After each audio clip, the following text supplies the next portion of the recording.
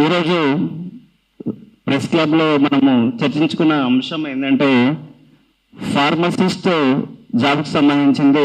Government of Telangana medical health services recruitment board వారు notification number 5/2024 ఏ రోజున release చేశారంటే 24 September 2024లో.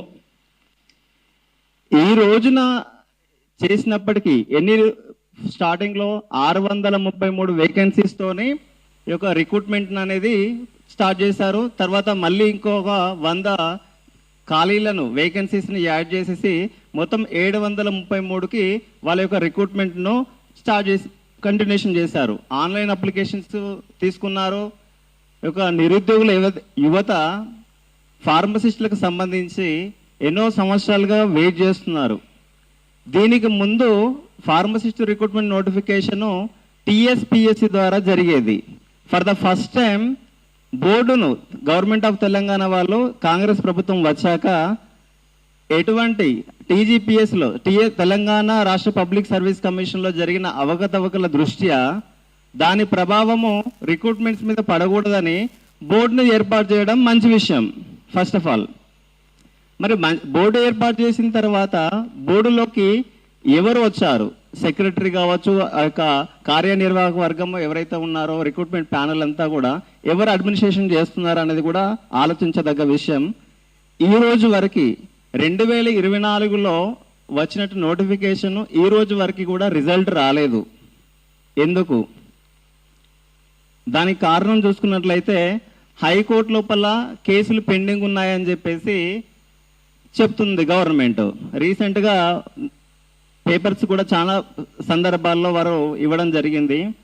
ఈ యొక్క writ petition number 370006/2024 honourable high court దగ్గర కేసు పెండింగ్ ఉందని చెప్పేసి, మరి ఈ కేసు లోపల ఏమైనా హైకోర్టు వారు స్టే ఇచ్చారా అనే అంశాన్ని మనం పరిశీలనలోకి తీసుకోవాలి. ఎందుకోసం అంటే గవర్నమెంట్ వాళ్ళంటే వేరే కాదు, ప్రజల చేత ఎన్నుకోబడిన ప్రభుత్వమే, ప్రభుత్వాన్ని గౌరవిస్తున్నాం. ఇప్పుడున్నటువంటి ఒక గౌరవ ముఖ్యమంత్రి వర్యులు రేవంత్ రెడ్డి అంటే మాకు చాలా అభిమానం. ఫస్ట్ ఆఫ్ ఆల్ వాళ్ళు రాగానే గ్రూప్ 1 పెండింగ్ సమస్యను క్లియర్ చేసుకున్నారు. అది మంచా చెడుక సెకండరీ. నిరుద్యోగ యువతకి జాబ్స్ వస్తున్నాయంటే మాకు కూడా సంతోషమే. తర్వాత గ్రూప్ 2కు సంబంధించిన దాని విషయంలో కూడా వాళ్ళు అపాయింట్మెంట్స్ గ్రూప్ 1 అపాయింట్మెంట్స్ ఇచ్చారు, గ్రూప్ 2 సంబంధించిన అపాయింట్మెంట్స్ ఇచ్చారు. తర్వాత గ్రూప్ 4 అపాయింట్మెంట్స్ అయిపోయినాయి. ఇంకా పోలీస్ రిక్రూట్మెంట్కి సంబంధించిన ఇష్యూస్లలో కూడా వాళ్ళు రిక్రూట్మెంట్ బోర్డుకి సంబంధించిన వాటిని కూడా క్లియర్ చేశారు. మరి అన్ని ఇష్యూస్ గ్రూప్ 1 సంబంధించిన ఆస్పిరెంట్స్ అయితే ఎన్నో కేసులు వేసినారు హైకోర్టులో, సుప్రీంకోర్టులో నెంబర్ ఆఫ్ టైమ్స్. అయినప్పటికీ కూడా పంతం బట్టి ముఖ్యమంత్రి రేవంత్ రెడ్డి గారు పంతం బట్టి మరి ఆ యొక్క కేసులు పెండింగ్ ఉండగానే వాళ్ళకు అపాయింట్మెంట్స్ ఇవ్వడం జరిగింది. మరి అదే విషయంలో ఫార్మసిస్ట్కి సంబంధించినటువంటి అభ్యర్థులు ఏం పాపం చేసిల్లని ఇంకా కూడా మీరు యొక్క రిజల్ట్స్ ఇవ్వడం లేదు. ఎగ్జామ్ పెట్టినారు, దానికి సంబంధించినటువంటి యొక్క ఎంటైర్ బ్యాక్ ఎండ్ ప్రాసెస్ కూడా కంప్లీట్ అయిపోయింది. సంబంధిత మంత్రివర్యులు ఎన్నోసార్లు మా వాళ్ళు పిటిషనర్స్ మన మంత్రివర్యులకి, హానరబుల్ హెల్త్ మినిస్టర్ గారికి, అలాగే సెక్రటరీ గారికి, ప్రిన్సిపల్ సెక్రటరీ గారికి, తర్వాత బోర్డు రిక్రూట్మెంట్కి సంబంధించిన సెక్రటరీ వారికి కూడా రిప్రజెంటేషన్ చాలా సందర్భాల్లో ఇచ్చారు.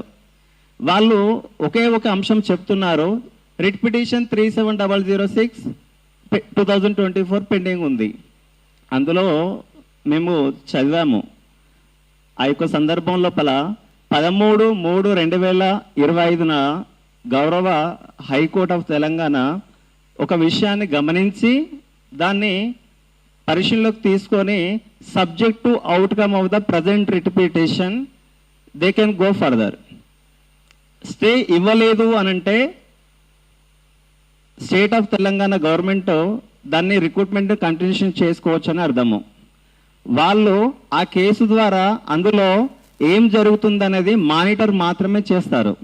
మీరు తప్పు చేయనప్పుడు మీకు ఎందుకు భయం? ఎందుకు రిక్రూట్మెంట్ బోర్డు రిజల్ట్ ఇవ్వడం లేదు? కాంట్రాక్ట్ ఉద్యోగులకి వెయిటేజ్ మార్క్స్ సంబంధించిన అంశము వస్తుంది. వెయిటేజ్ మార్క్స్కి మేము అడ్డంకి కాదు. అది ఎందుకోసం అంటే గతం లోపల కొంతమంది కాంట్రాక్ట్ సోదరిమణులు గౌరవ హైకోర్టుకు వెళ్ళి డివిజన్ బెంచ్ ద్వారా వెయిటేజ్ మార్క్స్ కొంత 20% వరకు తీసుకొచ్చుకున్నారు. అయితే మరి ఎందుకు ఈ సమస్య, ఏదైనా కేసు లోపల మెరిట్ లేకపోతే గౌరవ హైకోర్టు ఎట్ థ్రెషోల్డ్ ఫస్ట్ అకేషన్లోనే కేసు డిస్మిస్ చేస్తుంది. మరి ఈ పిటిషనర్స్కి ఎందుకు ఇంటర్మ్ రిలీఫ్ ఇచ్చింది అనేది కూడా గవర్నమెంట్ వారు చూడాలి. వాళ్ళ దగ్గర ప్రైమా ఫేస్ ఎవిడెన్స్ అంటే మా దగ్గర క్లయింట్స్ దగ్గర సాక్ష్యాలు కూడా ఉన్నాయి. కొంతమంది కాంట్రాక్ట్ అభ్యర్థులు వాళ్ళు నియమ నిబంధనలకు విరుద్ధంగా కాంట్రాక్టుగా పనిచేస్తున్నారు ప్రస్తుత గవర్నమెంట్లో.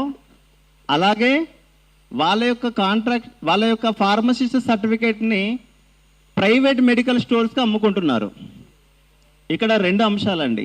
ఒకటేమో నిరుద్యోగులకు అన్యాయం జరుగుతుంది, ఒకరే 2 చోట్ల పనిచేస్తున్నారు. ఒకటి గవర్నమెంట్లో పనిచేస్తున్నారు, ఇంకో చోట ప్రైవేట్లో పనిచేస్తున్నారు. ఇది కంప్లీట్గా ఏంటంటే డాక్ట్రిన్ ఆఫ్ ఆల్ట్రావైరస్ అనేది, అంటే మనకి వాళ్ళు 2 చోట్ల పనిచేయడం అనేది విరుద్ధం. ఏ అంశాలకి విరుద్ధము అంటే మనకి డ్రగ్స్ అండ్ కాస్మెటిక్స్ యాక్ట్ అనేది ఉంటుంది, తర్వాత తెలంగాణ ఫార్మసిస్ట్ యాక్ట్ అనేది ఉంటుంది. ఈ 2 అంశాల్లో చూసుకుంటే ఒకే వ్యక్తి ఒకే చోట పని చేయగలుగుతాడు, 2 చోట్ల అయితే పని చేయలేడు కదా. వాళ్ళు కాంట్రాక్టుగా పనిచేస్తూ సర్వీస్ మార్క్స్ వెయిటేజ్ కోసము అప్లికేషన్ పెట్టుకున్నారు. At the same time every month they are earning. మేము ఈ విషయాన్ని ఇన్ని రోజుల వరకు, నేను ఒక హైకోర్టు అడ్వకేట్గా కాకుండానే ఇంకొక విషయం ఏంటి అంటే, నేను ఒక ఎన్జిఓ ఫౌండర్ని కూడా. PR foundation for society wellness and empowerment అనే ఒక ఎన్జిఓ ఉంది. మేము ఇప్పటి వరకు ఈ కేసుని వేరే ఉద్దేశంగా ఎప్పుడూ చూడలేదు. ప్రజలకి మేలు జరగాలి, అలాగే సమాజానికి మేలు జరగాలి అనే అంశంలోనే రిట్ పిటిషన్ ప్రేయర్ కూడా ఉంది. రిట్ పిటిషన్ ప్రేయర్లో క్లియర్గా రాసి ఉన్నారు, వెయిటేజ్ మార్కులో డివిజన్ బెంచ్ ప్రకారంగా అప్ టు 20%. మీరు ఎగ్జామ్ ఎంతవరకు కండక్ట్ చేశారు, 80 మార్క్స్ కండక్ట్ చేస్తే 20% అనుకుంటే ఎంతవరకు వెయిటేజ్ ఇవ్వాలనే ఒక అంశాన్ని చూడాలి. సెకండ్ థింగ్, నిజంగా ఎవరైతే కాంట్రాక్ట్గా పనిచేసి వెయిటేజ్ తీసుకున్నారో వాళ్ళు కరెక్ట్గా దాని యొక్క బెనిఫిట్ తీసుకోవాలి. మిగతా లేదంటే అన్యాయం అయిపోతారు. ఎవరు అన్యాయం అయిపోతారు అంటే కాంట్రాక్టు లేకుండా జెన్యున్గా కష్టపడి వాళ్ళు డైరెక్ట్ మార్క్స్ మీదనే ఎవరైతే ఆధారపడుతున్నారో వాళ్ళ యొక్క మెరిట్ ఉన్నప్పటికీ కూడా ఈ రోజుల్లో మొత్తం కంప్లీట్గా గౌరవ సుప్రీంకోర్టు చాలా సందర్భాల్లో చెప్పింది, మెరిట్ ఆధారిత ప్రక్రియ జరిగించండి, దానివల్ల దేశానికి ప్రయోజనం ఉంటుంది అని చెప్పేసి. మీరు మెరిట్ క్యాండిడేట్స్ని వెనక్కి తీసుకెళ్లేలా విధంగా చేస్తున్నారు. సరే, కాంట్రాక్ట్ ఉద్యోగులకు మీరు గౌరవ హైకోర్టు ప్రకారంగా మెరిట్ ఇస్తున్నారు, వెయిటేజ్ ఇస్తున్నారు. వెయిటేజ్లో కూడా 2 చోట్ల పనిచేసే వాళ్ళకు కూడా మీరు వెయిటేజ్ ఇస్తారా? ఈ విషయాన్ని మేము మీ దృష్టికి తీసుకొచ్చాము కదా, రిట్ పిటిషన్ ద్వారా తీసుకొచ్చాము కదా, రిప్రజెంటేషన్స్ ద్వారా తీసుకొచ్చాము కదా. ఈ 2 సంవత్సరాలు ఎందుకు ఆగి ఉంది కేసు? మీరు కరెక్ట్గా కౌంటర్ అఫిడవిట్ ఫైల్ చేసి గౌరవ హైకోర్టుకి మీరు అండర్టేకింగ్ ఇచ్చి మేము దీని విషయం లోపల స్పందించి నిర్ణయం తీసుకొని అకార్డింగ్ ద రూల్స్ ప్రకారంగా మేము దీన్ని క్లోజ్ చేస్తామని మీ యొక్క వాదనలు ఎందుకు జరిగించలేకపోయారు? మొదటి ప్రశ్న. రెండవ ప్రశ్న, మీకు కాంట్రాక్టు ఉద్యోగులు ప్రతిసారి కలుస్తున్నారనే విషయం మాకు కూడా తెలుసు. మా వాళ్ళు రీసెంట్గా గౌరవ మినిస్టర్ ఆరోగ్య శాఖ మంత్రివర్యులను కలిస్తే సెక్రటరియట్ లోపల తిట్టి పంపించారు. ఎందుకండి? మేము కూడా సిటిజన్ ఆఫ్ తెలంగాణే కదా, మా వాళ్ళంతా కూడా. వాళ్ళు చెప్పే దానిలో అన్యాయం ఉందా?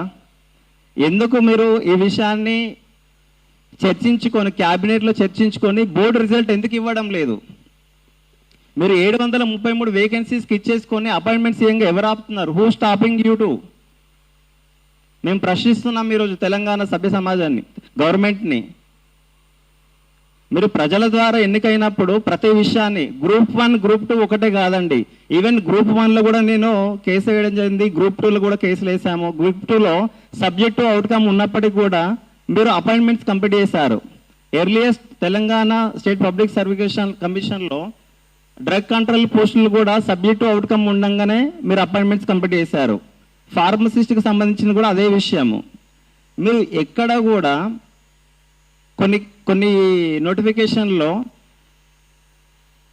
కేసులు పెండింగ్ లేకుండానే కంప్లీట్ చేస్తున్నారా, కేసులు ఉండంగా కూడా కంప్లీట్ చేస్తున్నారా? మీకు ఏదైనా ప్రాబ్లం ఉంటే లీగల్ ఒపీనియన్ తీసుకోండి. మీకు ఎక్కడన్నా నిజంగా అర్థం కావట్లేదు అంటే లీగల్ ఒపీనియన్ తీసుకోండి. తర్వాత కేసు లోపల క్లియర్గా మీకు ఎవిడెన్స్ కూడా వచ్చింది వెరిఫికేషన్ తర్వాత. ఎంతమంది కాంట్రాక్టు ఫార్మసిస్ట్ వాళ్ళు 2 చోట్ల పనిచేస్తున్నారు. మీ దగ్గర రిపోర్ట్ వచ్చి ఎన్ని నెలలు అవుతుంది? సంవత్సరం పైబడవుతుంది. మేము రీసెంట్గా ఆర్టీఐ ద్వారా కూడా మేము విషయాన్ని సేకరించాము. ఎంహెచ్ఎస్ఆర్బి వాళ్ళకు అక్టోబర్లో రిపోర్ట్ వచ్చింది. దానికి సంబంధించిన ఇన్ఫర్మేషన్ కూడా మా దగ్గర ఉంది. ఇక్కడ ఎంతమంది అప్లికేషన్ చేసుకున్నారు ఫర్ ద వెరిఫికేషన్ అంటే మేము మా వాళ్ళు ఇక్కడ అప్లికేషన్ ఎవరు పెట్టారంటే ఆర్టీఐ ద్వారా ఎంతమంది కాంట్రాక్ట్ ఉద్యోగులు 2 చోట్ల పనిచేస్తున్నారని ఎంక్వైరీ చేసి రిఫరల్లో 1286 క్యాండిడేట్స్కి రిఫరల్ అయితే అందులో 677 అప్లికేషన్స్. ఇది నేనేదో గాలికి మాట్లాడతలేనండి. ఆర్టీఐ పేపర్స్ నా దగ్గర క్లియర్గా వీళ్ళ సర్టిఫైడ్ డాక్యుమెంట్స్ ఉన్నాయి. 677 అప్లికేషన్స్ 2 చోట్ల పనిచేస్తున్నట్టుగా వైలేషన్ అయినట్టుగా క్లియర్గా ఉంది. మీరు దీని మీద గవర్నమెంట్ వాళ్ళు కూర్చొని ఒక క్యాబినెట్ లోపల మాట్లాడుకొని మరి వైలేషన్ చేసిన వాళ్ళకి సబ్జెక్ట్ మార్క్స్ ఇవ్వకుండా మిగతా వాళ్ళకి జెన్యున్గా ఎవరైతే మార్క్స్ రాశారో వాళ్ళ రిజల్ట్ ఎందుకు ఆపుతున్నారు? మేము వీళ్ళు రిట్ పిటిషన్లో ఎక్కడైనా నోటిఫికేషన్ క్యాన్సిల్ చేయమని ఎప్పుడు చెప్పలేదు, అడగడం లేదు. వాళ్ళు కూడా ఆస్పిరెంట్సే, వాళ్ళు కూడా జాబ్స్ రావాలి. వాళ్ళు ఏం కోరుతున్నారు అంటే ట్రాన్స్పరెన్సీ కోరుతున్నారు.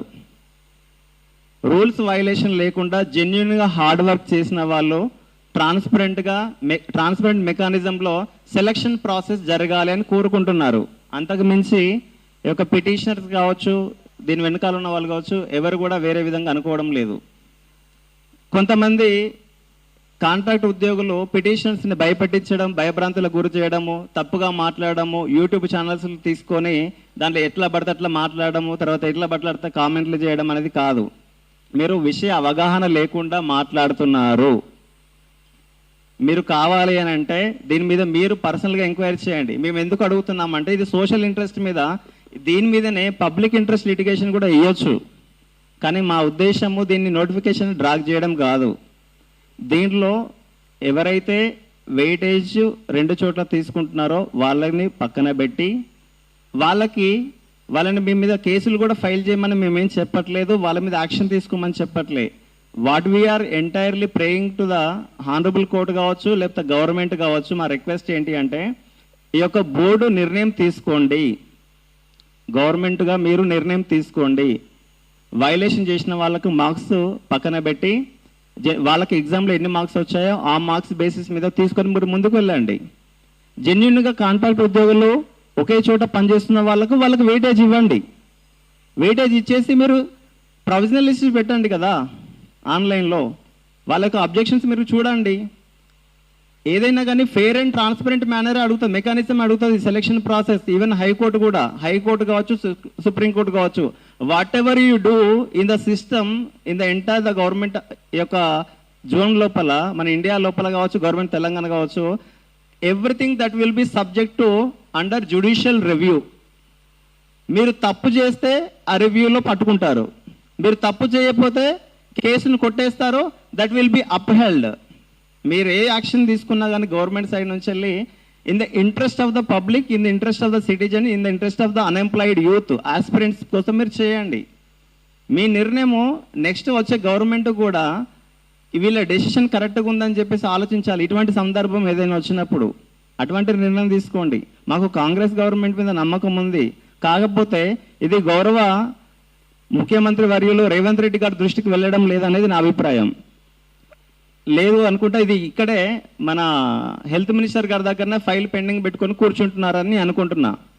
2024 నుంచి 2026 వచ్చింది సార్. వాళ్ళు ఎవరైతే జాబ్స్ ఎగ్జామ్స్ రాసి రిజల్ట్స్ కోసం ఆశావాహులుగా వెయిట్ చేస్తున్నారో వాళ్ళకి వాళ్ళు తినద్దా? వాళ్ళ కుటుంబాలు వాళ్ళు చూసుకోవద్దా? నిరుద్యోగులుగా ఎంతకాలం ఉండాలి? వాళ్ళు ఎగ్జామ్ రాసి రిజల్ట్స్ కోసం ఎన్ని సంవత్సరాలు వెయిట్ చేయమంటారు? ఇంకో 5-10 ఏళ్ళు వెయిట్ చేయమంటారా?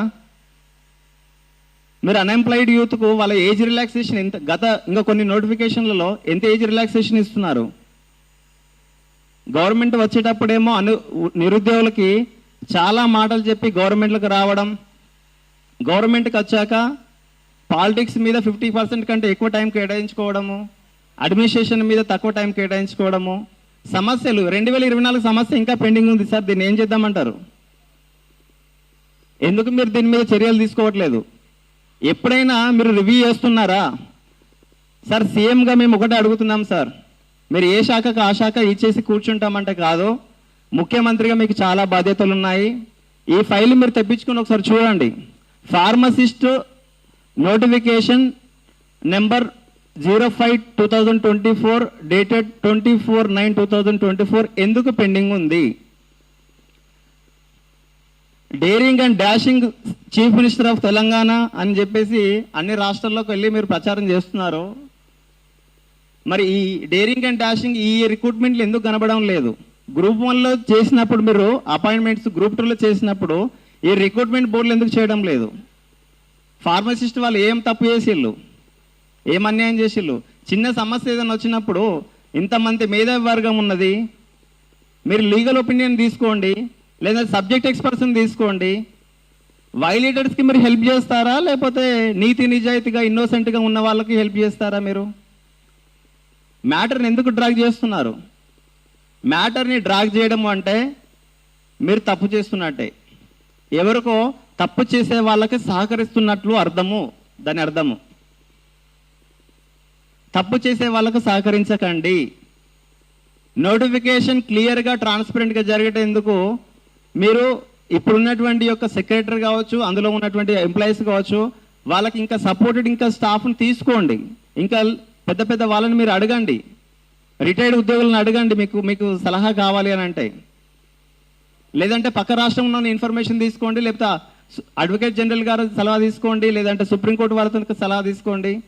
మీకు రాష్ట్ర యంత్రాంగానికి చాలా మెకానిజం లోపల మీకు చాలా రిసోర్సెస్ ఉన్నాయి కదా సార్, ఎందుకు దీన్ని మీరు ముందుకు తీసుకెళ్ళడం లేదు? కేసులు వేసింది ఇక్కడ ఉన్నటువంటి ఆస్పిరెంట్స్ ఉన్నారు. ఫస్ట్ ఆఫ్ ఆల్ వేసింది వీళ్ళే, ఎందుకోసం వేశారు అన్నది మీ ప్రశ్న. నేను అది మొదట్లోనే చెప్పాను, మళ్ళీ ఒకసారి రిమైండ్ చేస్తాను. వీళ్ళ మెయిన్ ప్రేయర్, రిట్ పిటిషన్ యొక్క మెయిన్ ప్రేయర్ ఏంటి అంటే సబ్జెక్ట్ మార్క్స్ వెయిటేజ్ ఎంత శాతం ఇవ్వాలి కాంట్రాక్ట్ ఉద్యోగులకి, ఫస్ట్ పాయింట్. సెకండ్ పాయింట్ ఏంటంటే మీరు వెయిటేజ్ ఇచ్చేటప్పుడు వాళ్ళకి కాంట్రాక్ట్ ఉద్యోగులకు వెయిటేజ్ ఇచ్చేటప్పుడు న్యాయబద్ధంగా కొంతమంది బయట కాంట్రాక్ట్ వాళ్ళు వాళ్ళకు సర్టిఫికేట్స్ని ప్రైవేట్గా స్టోర్స్లో రెంట్కి ఇచ్చేస్తున్నారు అని చెప్పేసి వాళ్ళకి ఇన్ఫర్మేషన్ ఉంది. కాబట్టి జెన్యున్గా కష్టపడేటోళ్ళకి న్యాయం జరగాలనే ఉద్దేశంతోనే రెండు సైడ్ల ఆర్టీఐ ఎవిడెన్సెస్లు ఉన్నాయి. ఎక్కడైతే ఎవరైతే పనిచేస్తున్నారో అది కూడా గవర్నమెంట్ కూడా క్లియర్గా గుర్తించింది. 677 అప్లికేషన్లు కాంట్రాక్ట్లో చేస్తూ వాళ్ళ యొక్క సర్టిఫికేట్లను ప్రైవేట్ స్టోర్స్ని అమ్ముకుంటున్నారు, లేదంటే కిరాయికి రెంట్కి ఇస్తున్నారు. మేము పిటిషనర్స్గా నోటిఫికేషన్ రద్దు అడుగుతుండేది. ఒకవేళ మేము ఈ నోటిఫికేషన్ మాకు ఇష్టం లేదు అని అనుకుంటే, సిన్స్ ద బిగినింగ్ మా మెయిన్ ప్రేయర్లో న్యాయంగా మార్కులు కేటాయించండి, న్యాయబద్ధంగా సర్టిఫికేట్ వెరిఫికేషన్ చేసి రిక్రూట్మెంట్ జరిగించండి అని అంటున్నాము. సెలెక్షన్ చేయండి, న్యాయంగా చేయండి అంటున్నాము. దీనిలో కొంతమంది రాజకీయ నాయకులు అండదండలతో ఉండేవాళ్ళు, కొంతమంది కాంట్రాక్ట్ ఎంప్లాయీస్ ఉన్నప్పుడు వాళ్ళకి ఫేవర్గా చేసుకునే విధంగా బ్యాక్ ఎండ్లో అప్లికేషన్ ప్రాసెస్ నడుస్తుంది అనేది మాకు ఇన్ఫర్మేషన్ వచ్చింది. కాబట్టి మేము పేదవాళ్ళమైన మాకు కోర్టులు తప్ప మాకు న్యాయం చేసే వాళ్ళు ఎవరు లేరు రాష్ట్రంలో. మాకు సీఎం రేవంత్ రెడ్డి గారు కావచ్చు, మినిస్టర్లు కావచ్చు, మాకు ఎక్కడ లేరు. మేము వివిధ జిల్లాల నుంచి ఇక్కడ మేము రిట్ పిటిషన్ వేసాం సార్. మేము రిట్ పిటిషన్ వేసిన తర్వాత మా ఆర్గ్యుమెంట్స్ విన్న తర్వాత గౌరవ ఆనరబుల్ జడ్జి గారు విషయం లోపల జెన్యూనిటీ ఉంది అనే సబ్జెక్టు అవుట్కమ్ ఇచ్చారు. సబ్జెక్టు అవుట్కమ్ ఇచ్చారు కానీ స్టే ఇవ్వలేదండి. స్టే ఇస్తే మిగతా నోటిఫికేషన్ ఎప్పుడైనా కానీ స్టే అంటే ఏంటి, stay of all further proceedings అంటే మొత్తం రిక్రూట్మెంట్ ఆపేయండి ఫర్దర్ దాకా అని చెప్పేసి. కానీ కోర్టు ఎక్కడ కూడా ఆపండి అని చెప్పలేదు. ఆపండి అని చెప్పకుండా మీరు ఎందుకు ఆపుతున్నారు అని నా క్వశ్చన్ ఇక్కడ.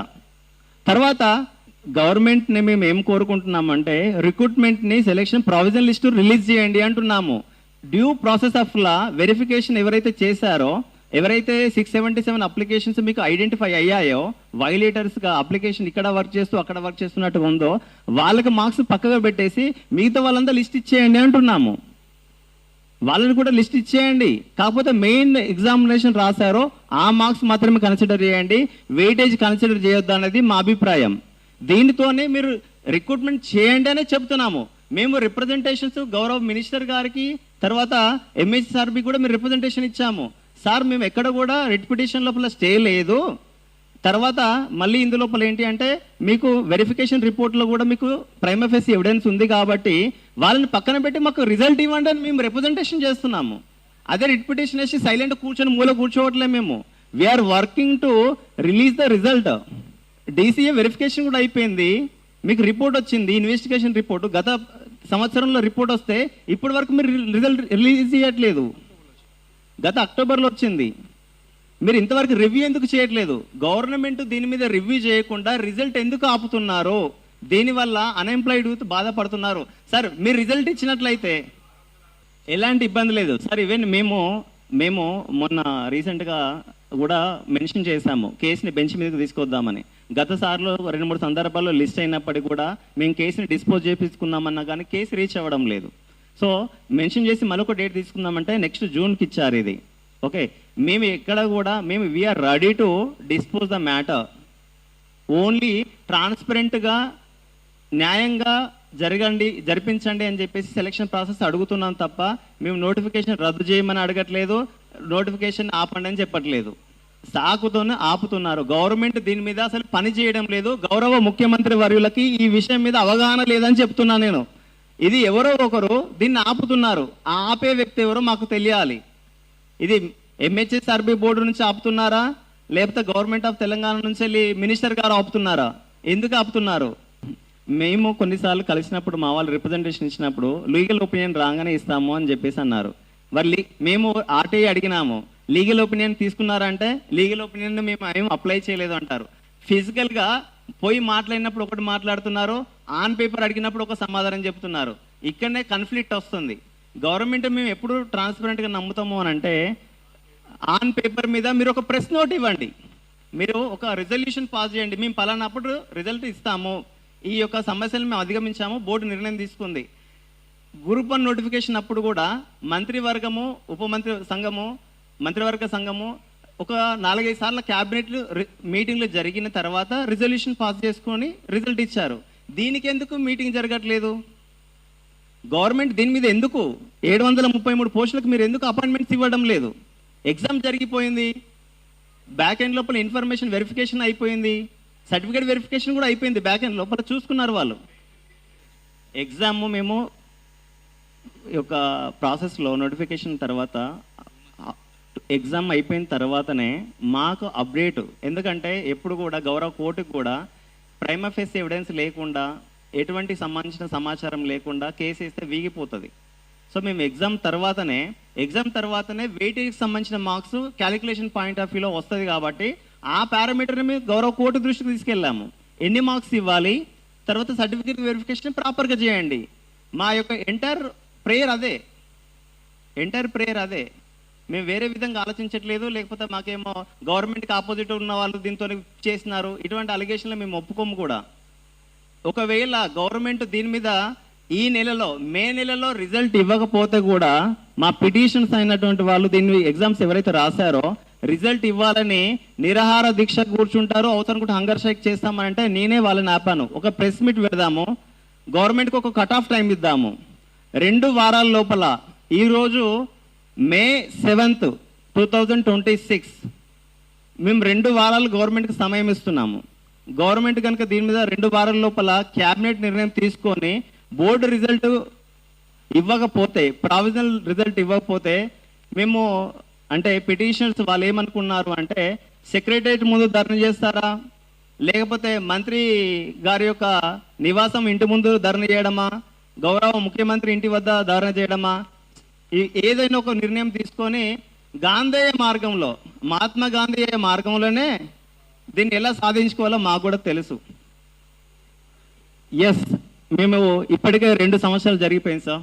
2024 వచ్చినట్టు నోటిఫికేషను ఎవరైతే పిటిషన్స్ ఉన్నారో వాళ్ళు ఎగ్జామ్ రాసిన వాళ్ళు వాళ్ళకు కాన్ఫిడెన్స్ ఉన్నారో ఒక 733 కుటుంబాలకి ఉద్యోగం వస్తుందంటే ఎంత సంతోషం ఉంటుంది సార్.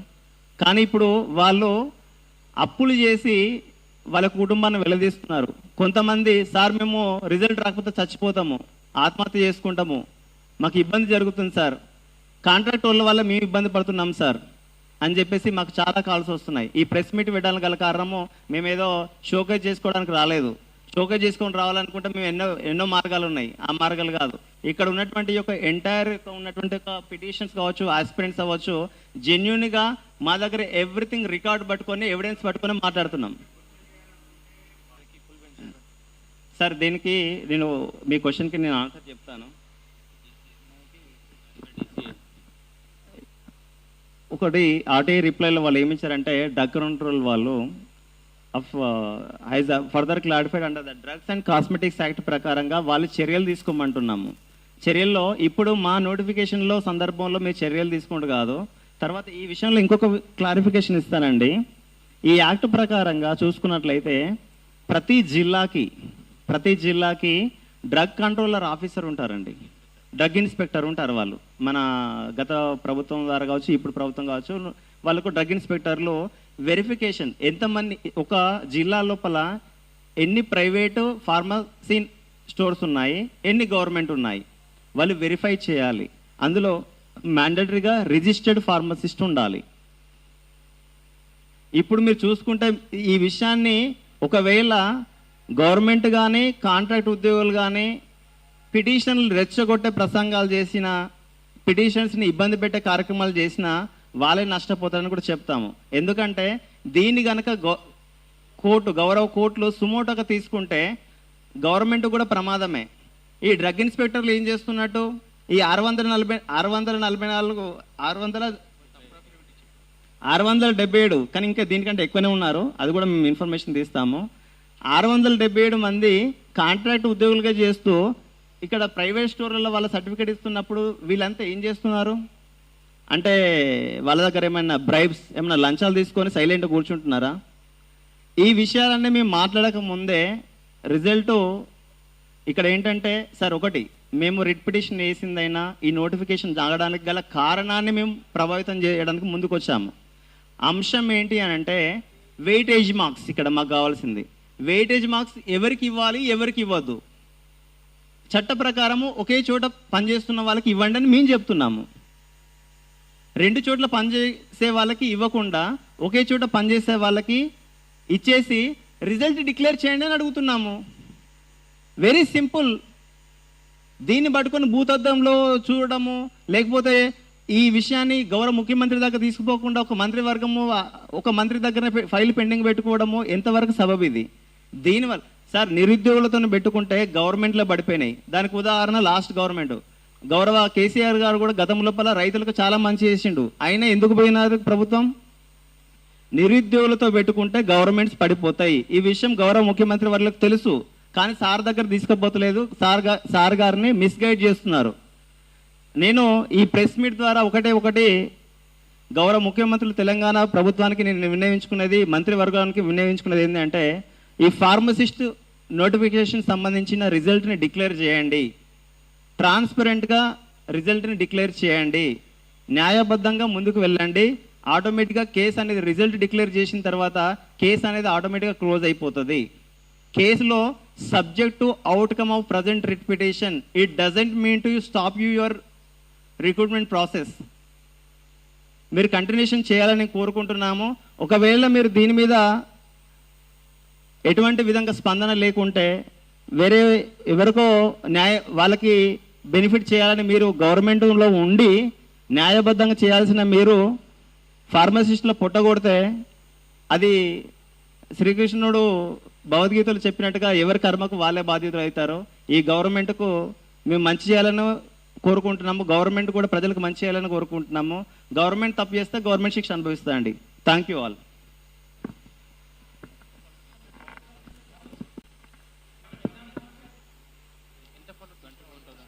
24,000 అండి ఎగ్జామ్స్ మొత్తం అప్రాక్సిమేట్లీ రాసిన వాళ్ళు. 677 as per the RTI reply అండి. దీనిలో ఇంకా కూడా కొంత ఇన్ఫర్మేషన్ వచ్చేందుకు ఉంది. మాకు అందులోపల ఎవరెవరు ఇండివిజువల్గా ఉన్నారో అనేది కూడా మన DCA రిపోర్ట్ కూడా ఇచ్చింది. ఫార్మసిస్ట్ సర్టిఫికేట్స్ వెరిఫికేషన్ జరిగినాయి. బోత్ సైడ్స్ ఎవరెవరు చేస్తున్నారు, ఎన్ని సంవత్సరాలు చేస్తున్నారో రిపోర్టు గవర్నమెంట్ దగ్గర ఉంది. గవర్నమెంట్ దగ్గర రిపోర్ట్ ఉన్నాక కూడా వాళ్ళు పెండింగ్ పెట్టడం ఫైల్ అనేది ఇది దుర్మార్గము, అన్యాయం.